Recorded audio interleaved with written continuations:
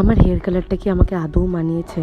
High, তোমরা কেমন আছো? আমি খুব ভালো আছি, খুব রিফ্রেশিং আছি। আজকে হালদি, আমাকে দেখেই বোঝা যাচ্ছে, কিন্তু আমার বোনকে দেখে একদমই বোঝা যাচ্ছে না। ও সাউথ ইন্ডিয়ান সেজেছে আজকে একটু, কিন্তু খুব প্রিটি লাগছে, খুবই সুন্দর লাগছে। তো আমার মাকেও খুব সুন্দর লাগছে, সবাইকে খুব সুন্দর লাগছে। আর যে দুলহে রাজা, তাকে তো আহা কী সুন্দরই না লাগছে, আলাদাই গ্লো। তো এটা সবাই বলে যে বিয়ের ফুল ফুটলে নাকি এরকম সুন্দর দেখতে লাগে। তো হয়তো সেইটাই কারণ হবে হয়তো। তো ব্যাস, আমার তো এইভাবেই চলছে, প্রচণ্ড রোদ্দুর, তাও সাজগোজ কমে না, চুল ছেড়ে রেখেছি তার মধ্যে।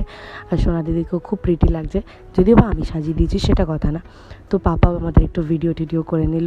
পাপা এগুলো একটু করে, পাপা ভালোবাসে এরকম আমাদেরকে চার্মে রাখতে। তো তত্ত্ব নিয়ে মেয়ের বাড়িতে এসেছিলাম, যেহেতু আমরা ছেলেপক্ষ। তো ওখানে আরও কিছু রিচুয়ালস, বিশ্বাস করো সেটা আমি জানি না।